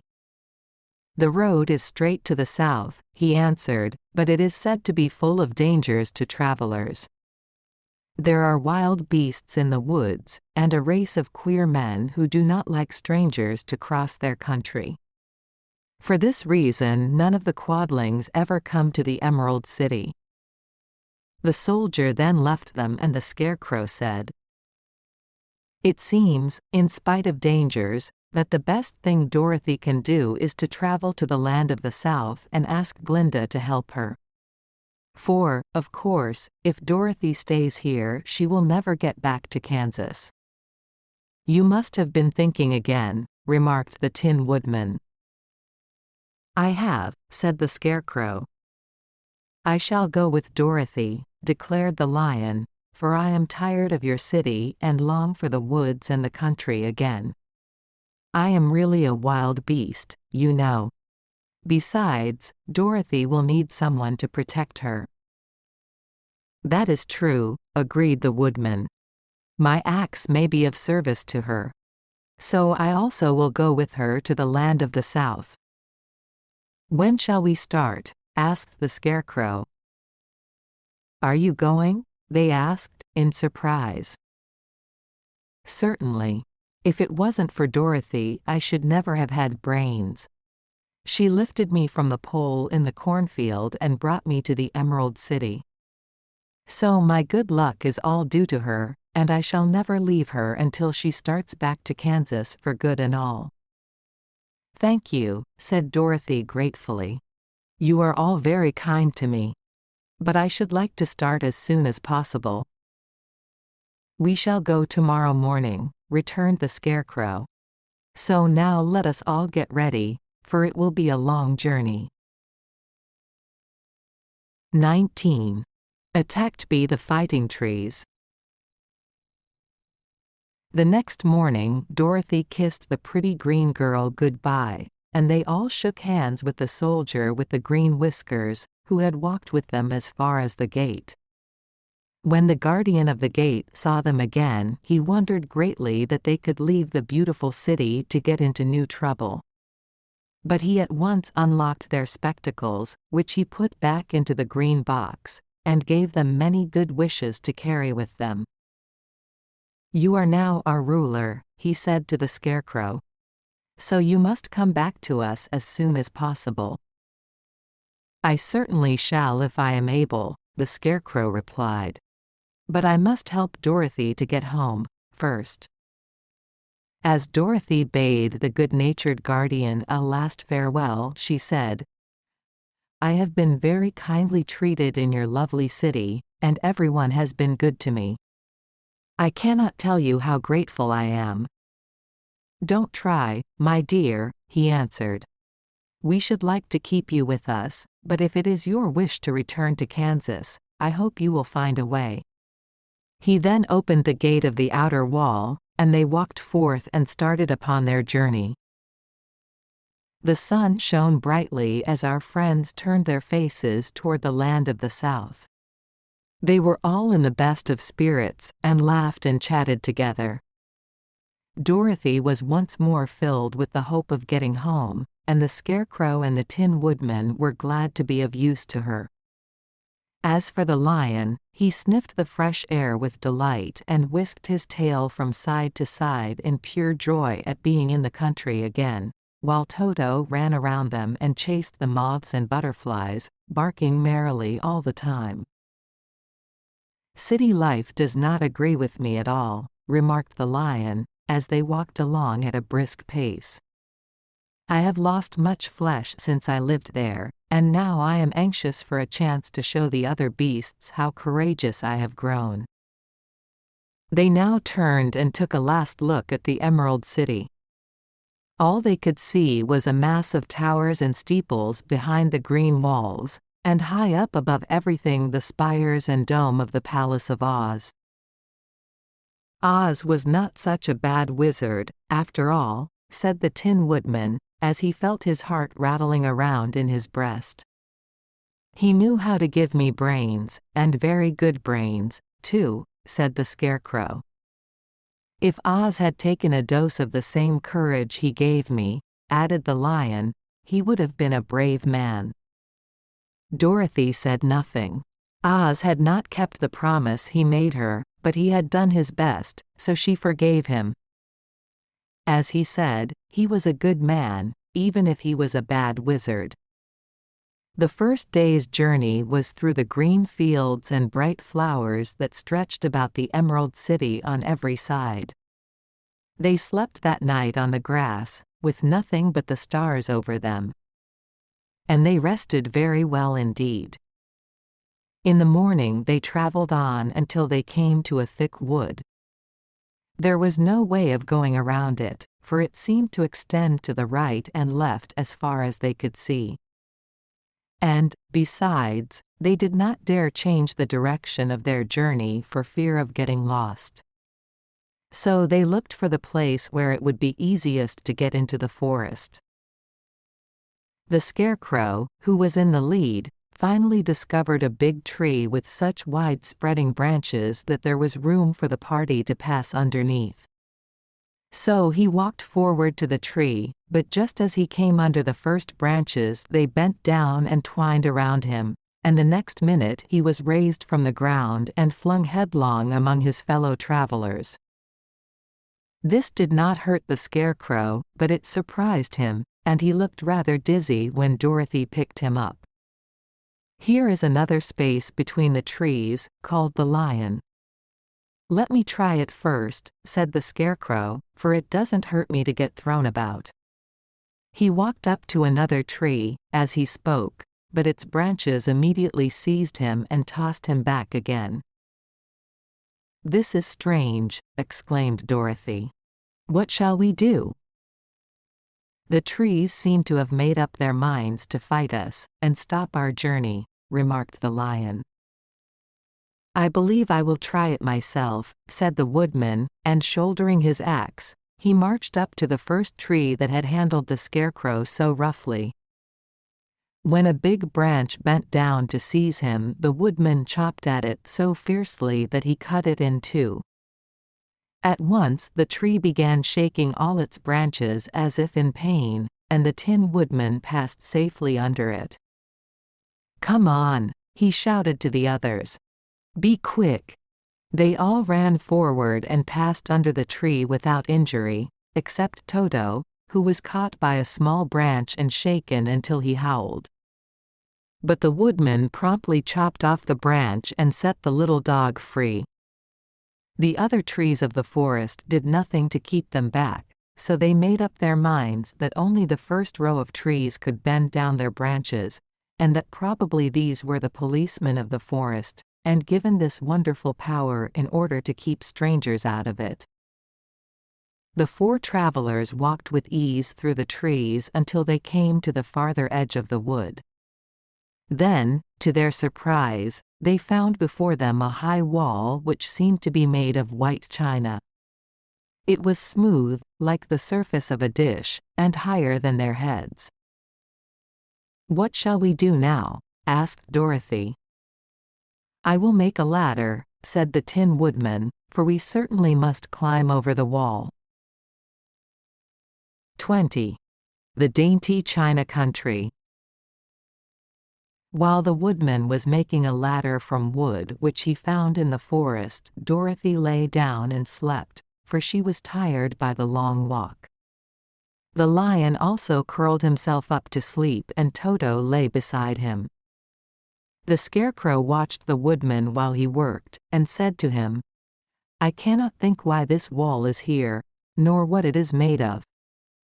"Rest your brains and do not worry about the wall," replied the woodman.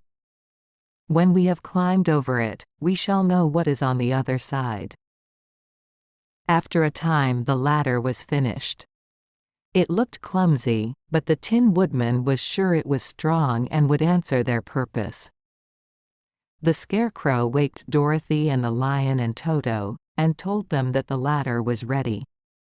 The Scarecrow climbed up the ladder first, but he was so awkward that Dorothy had to follow close behind and keep him from falling off.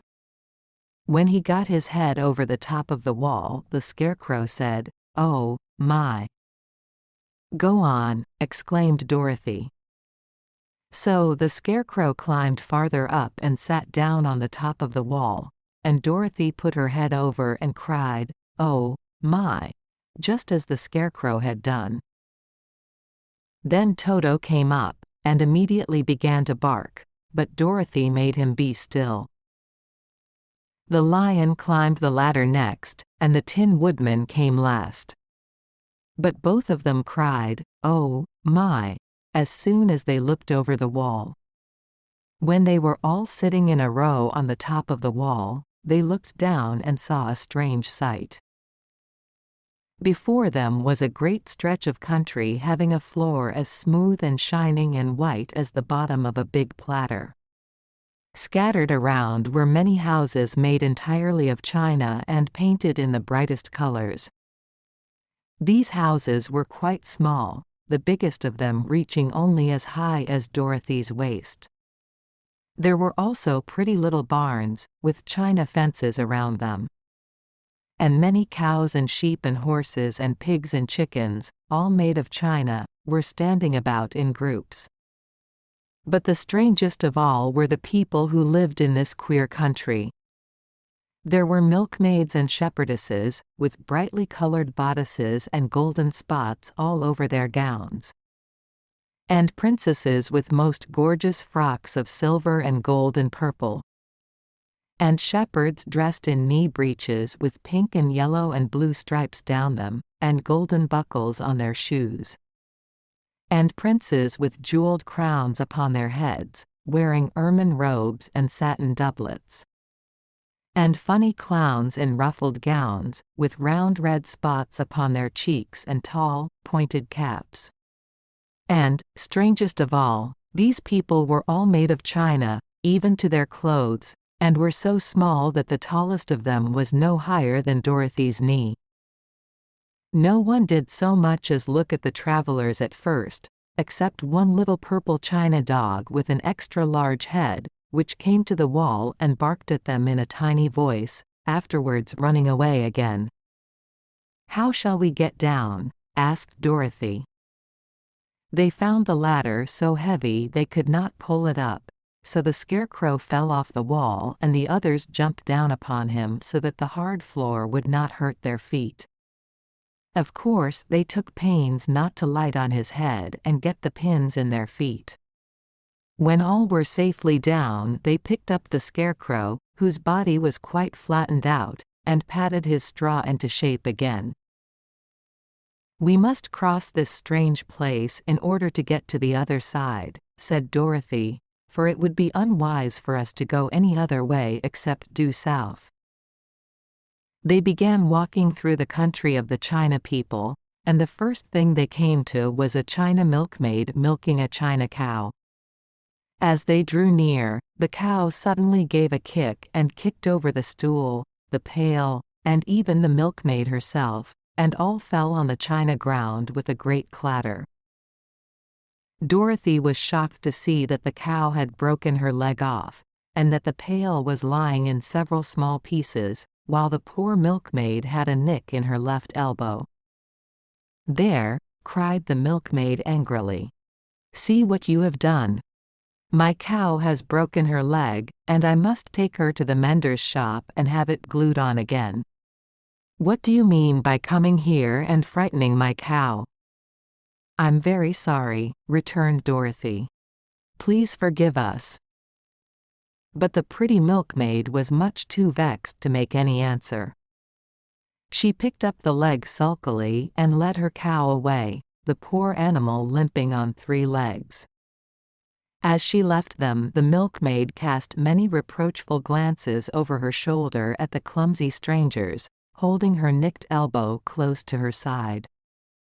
Dorothy was quite grieved at this mishap.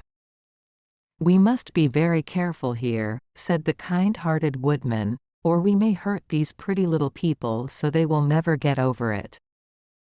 A little farther on, Dorothy met a most beautifully dressed young princess, who stopped short as she saw the strangers and started to run away. Dorothy wanted to see more of the princess, so she ran after her. But the China girl cried out, "Don't chase me! Don't chase me!" She had such a frightened little voice that Dorothy stopped and said, "Why not?" "Because," answered the princess, also stopping, "a safe distance away. If I run I may fall down and break myself." "But could you not be mended?" asked the girl. "Oh, yes. But one is never so pretty after being mended, you know," replied the princess. "I suppose not," said Dorothy. "Now there is Mr. Joker, one of our clowns," continued the China lady, "who is always trying to stand upon his head. He has broken himself so often that he is mended in 100 places, and doesn't look at all pretty. Here he comes now, so you can see for yourself."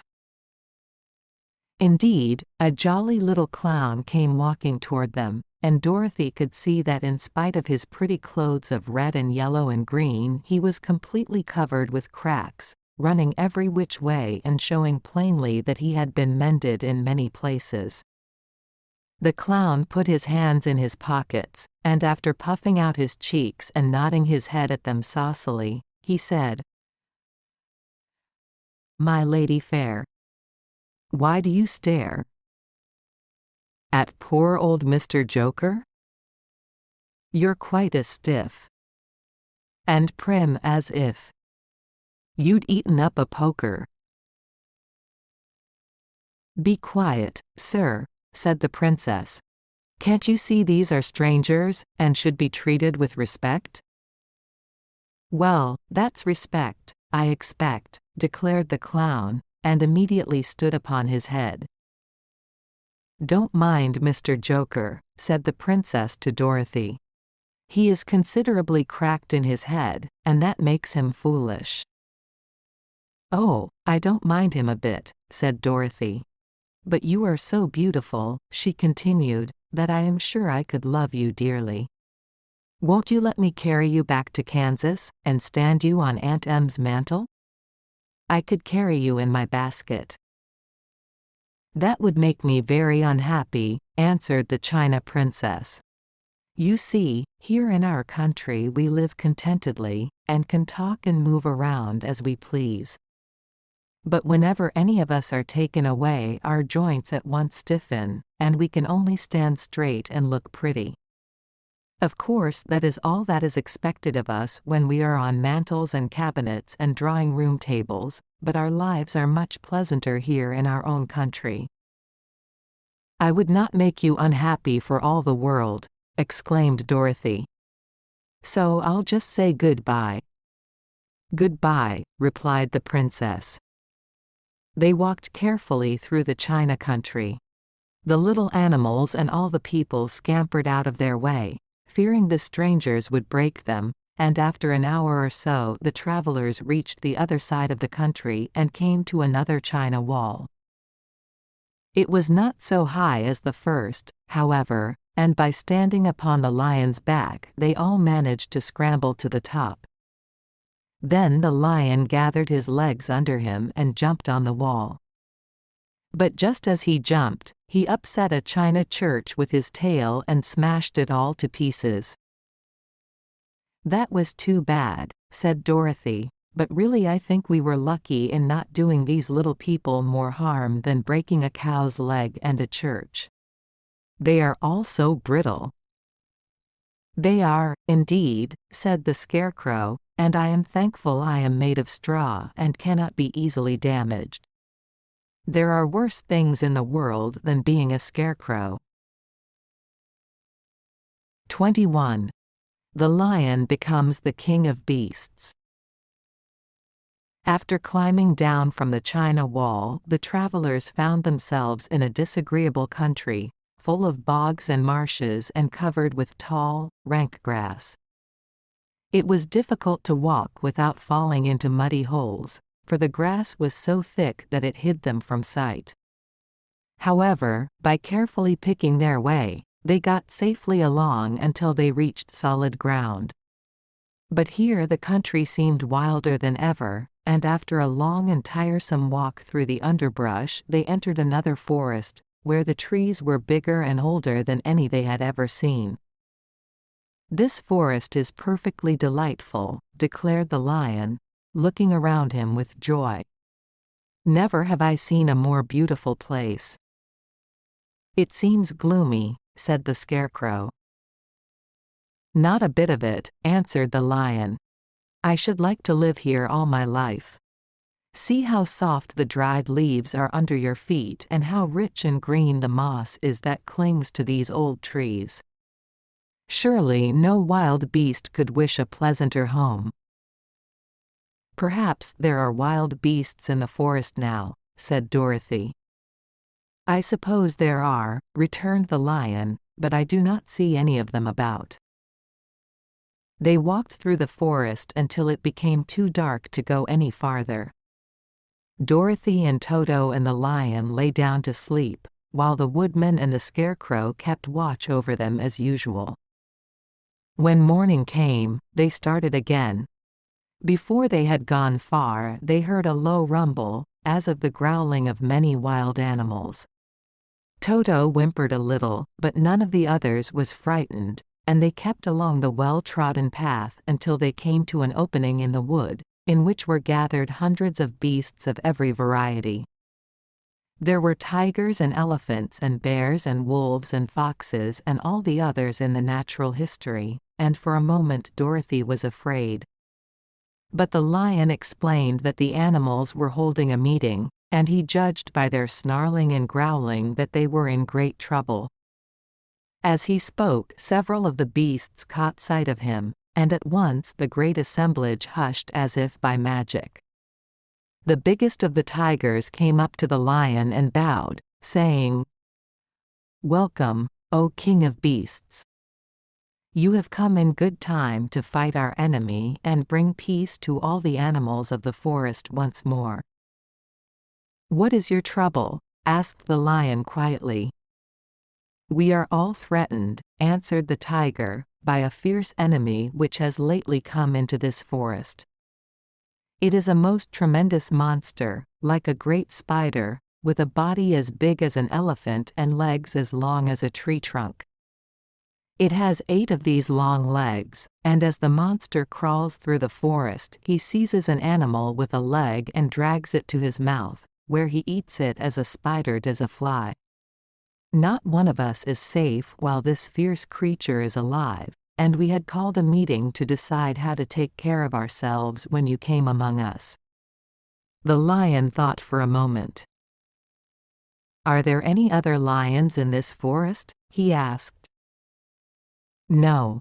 There were some, but the monster has eaten them all. And, besides, they were none of them nearly so large and brave as you.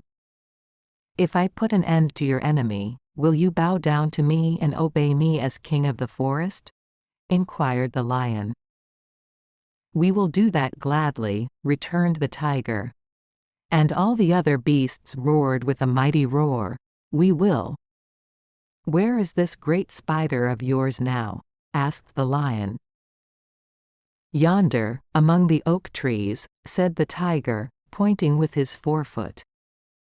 "Take good care of these friends of mine," said the lion, "and I will go at once to fight the monster." He bade his comrades good-bye and marched proudly away to do battle with the enemy. The great spider was lying asleep when the lion found him, and it looked so ugly that its foe turned up his nose in disgust. Its legs were quite as long as the tiger had said, and its body covered with coarse black hair. It had a great mouth, with a row of sharp teeth a foot long. But its head was joined to the pudgy body by a neck as slender as a wasp's waist. This gave the lion a hint of the best way to attack the creature, and as he knew it was easier to fight it asleep than awake, he gave a great spring and landed directly upon the monster's back. Then, with one blow of his heavy paw, all armed with sharp claws, he knocked the spider's head from its body. Jumping down, he watched it until the long legs stopped wiggling, when he knew it was quite dead. The lion went back to the opening where the beasts of the forest were waiting for him and said proudly, "You need fear your enemy no longer." Then the beasts bowed down to the lion as their king, and he promised to come back and rule over them as soon as Dorothy was safely on her way to Kansas. 22. The Country of the Quadlings. The 4 travelers passed through the rest of the forest in safety, and when they came out from its gloom saw before them a steep hill, covered from top to bottom with great pieces of rock.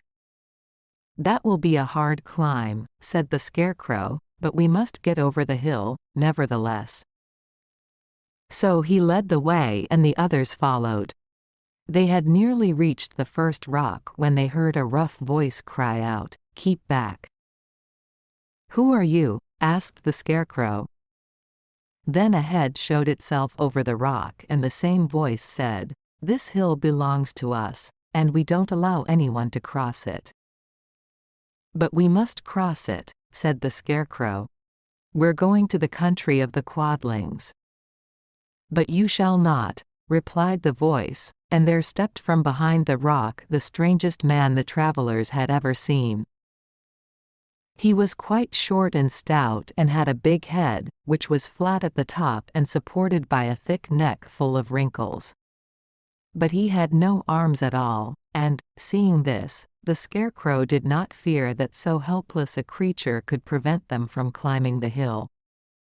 So he said, "I'm sorry not to do as you wish, but we must pass over your hill whether you like it or not," and he walked boldly forward. As quick as lightning the man's head shot forward and his neck stretched out until the top of the head, where it was flat, struck the Scarecrow in the middle and sent him tumbling, over and over, down the hill.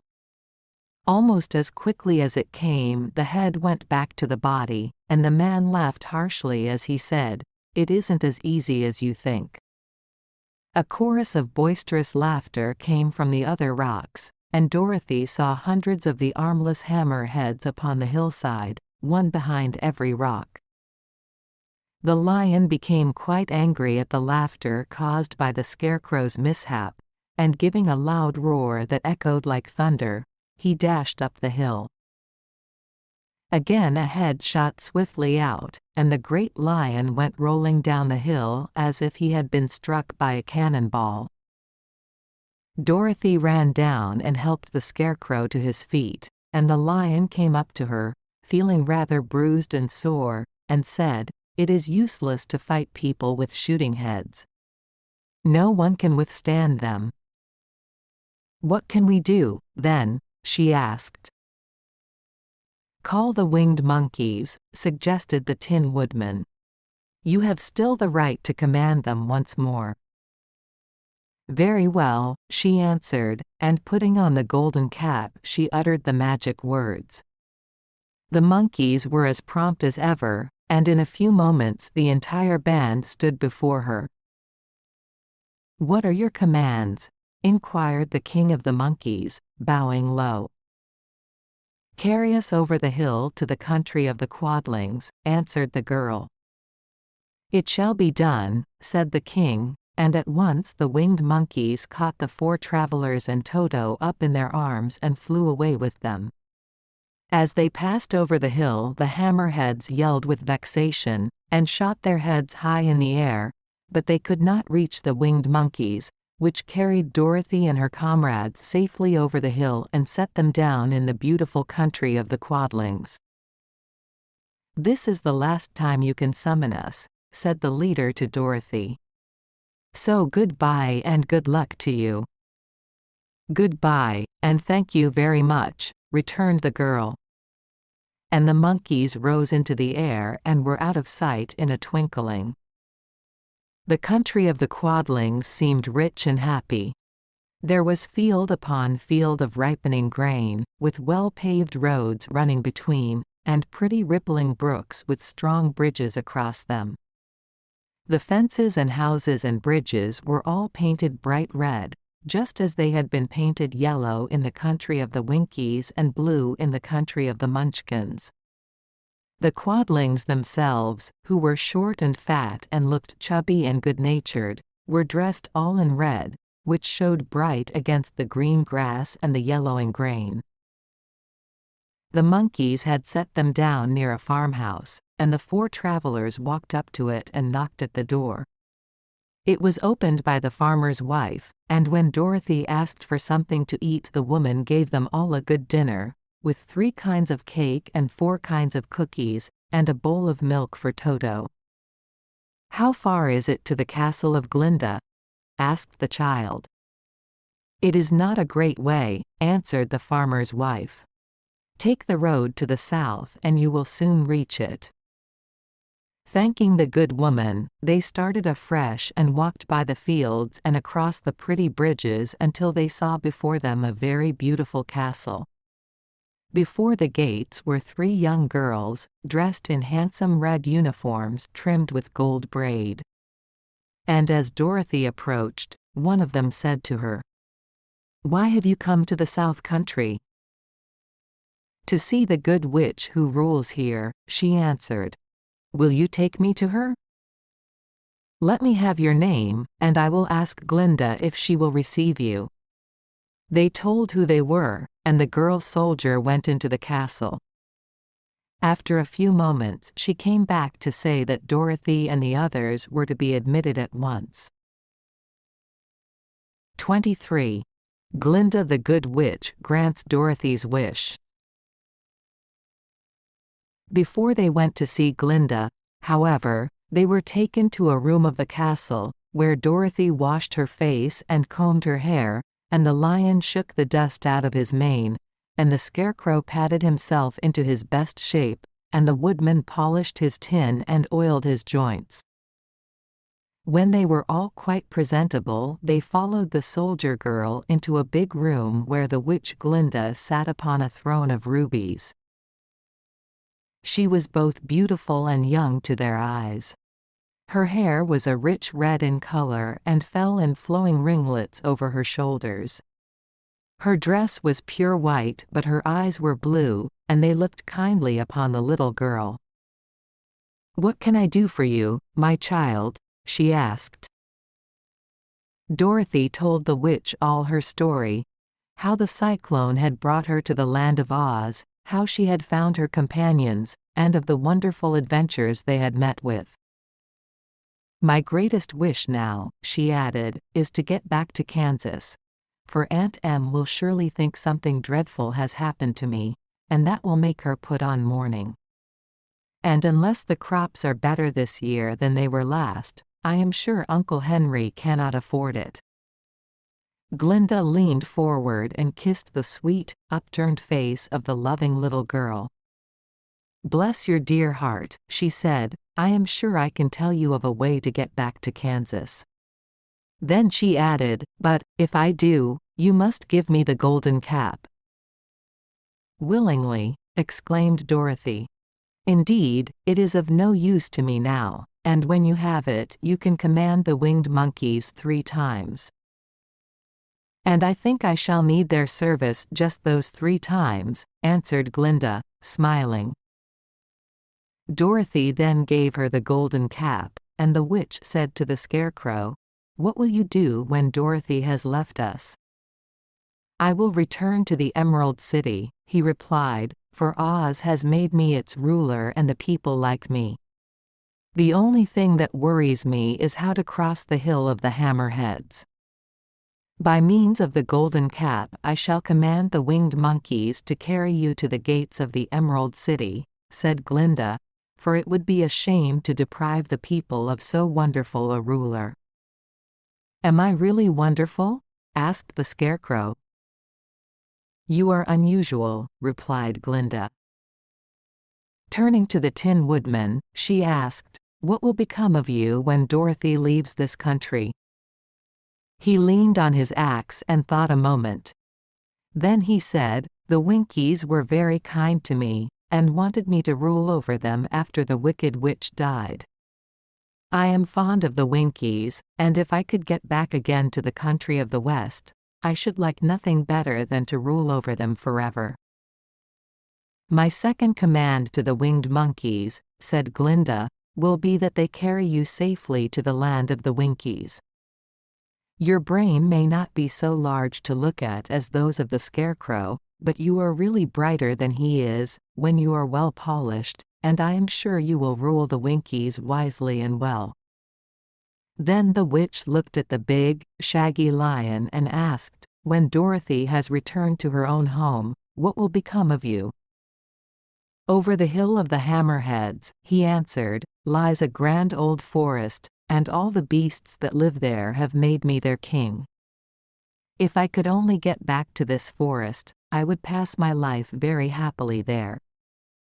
"My third command to the winged monkeys," said Glinda, "shall be to carry you to your forest.